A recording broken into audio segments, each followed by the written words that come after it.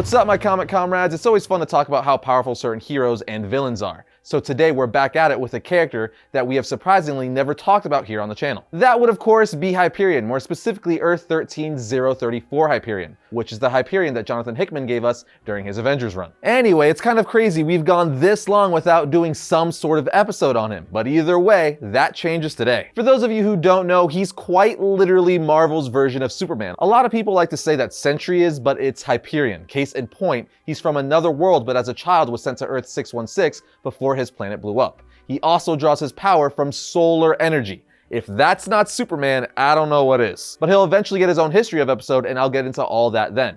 As for today, we're gonna start talking about how powerful this dude is. And since he's Marvel's Superman, you could bet he's one of the strongest heroes Marvel has to offer. With that said, let's get into some of his incredible feats, starting with the time Hyperion took on a full blast from the Blaze Cannon and nothing happened. This is impressive because the Blaze Cannon is a weapon used by a character called the Mauler. Said cannon can liquefy stone and melt granite, but it didn't even put a scratch on Hyperion. The dude also brushed off an armor-piercing missile, not an armor-piercing bullet round, an armor-piercing missile. Hyperion has also taken massive blows from a mind-controlled Hulk and just got right back up like nothing. But don't worry, we have a way more impressive instance with the Hulk later on in the episode. Continuing talking about his durability, Hyperion has also taken hits from High Evolutionary's blast and yet again just got right back up. If you didn't know, the High Evolutionary possesses such powers as matter creation and manipulation, as well as energy manipulation. So taking a hit from him is extremely impressive. Next up, you have the time Hyperion and Thor were fighting Terminus.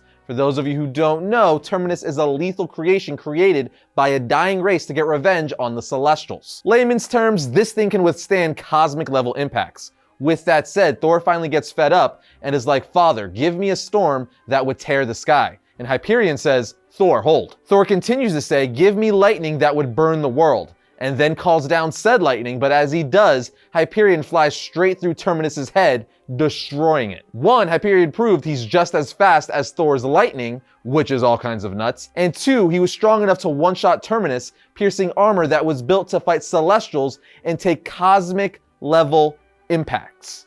What? Also, this dude's heat vision, or as he calls it, atomic vision, is so insane that he stated it was as fast as light itself, meaning his atomic vision travels at roughly 700 million miles per hour. His atomic vision could also knock the Hulk on his butt. He's also used his atomic vision to cut off Namor's head.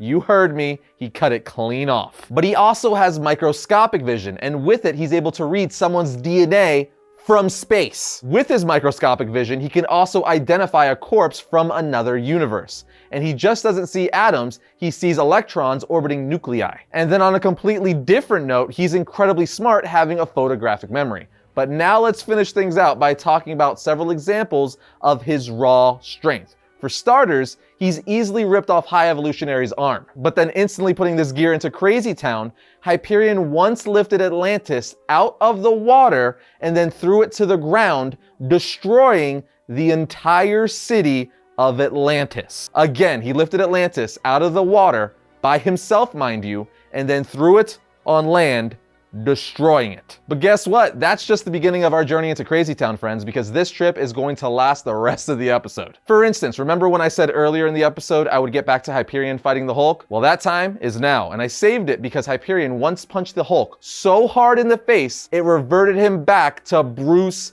Banner. Hear me, he literally punched the Hulk back into Bruce Banner. Easily one of the coolest fight moments in Marvel Comics, and I don't even hear many people talk about it. But now let's go to planetary level, because why not? Hyperion once caught an entire planet moving at incredible speeds towards Earth and then held it in place long enough for Thor to do his thing and get rid of it. When talking about these levels of strength, I don't know what else I could say. I mean, he caught a planet, guys. But now we jump from planetary level to universal level. During the incursions, when two universes were going to crash into one another, all the superheroes of that reality, including Hyperion, were trying to stop it. But they all failed, ultimately only leaving Hyperion. So Hyperion takes it upon himself to hold the two universes apart by himself, and he does so for several minutes, just using his arms. The comic literally says Hyperion held them apart until the worlds broke. the cascading energy collapsing 2 entire universes. Again, I don't know the physics, but I don't think that's science. Now, eventually the 2 universes did crash into one another and his universe was destroyed, but guess what? He even survived the explosion of his universe. This definitely cements how powerful Hyperion really is. I mean, even if he was only able to hold the universes apart for like 5 minutes, that's 2 universes, guys. That's not like holding 2 Hulks apart. You're talking about 2 entire universes. I can't stress that enough. And then tack on the fact he survived the ensuing explosion of a universe unscathed. Dude, I need to see this guy fight Superman. But with all that said, I think that really drives home the point of how powerful Hyperion is. And like briefly mentioned earlier, we will do a history of episode on him soon enough. In the meantime, let us know what characters you'd like to see get how powerful episodes in the comment section down below. And just like that, that brings another episode of Variant to a close. But if you enjoyed today's episode, be sure to check out our How Powerful is Dr. Fate episode right here. And if you like the channel, be sure to subscribe, like, and comment. But I'll see you guys next time when I talk about all things comics.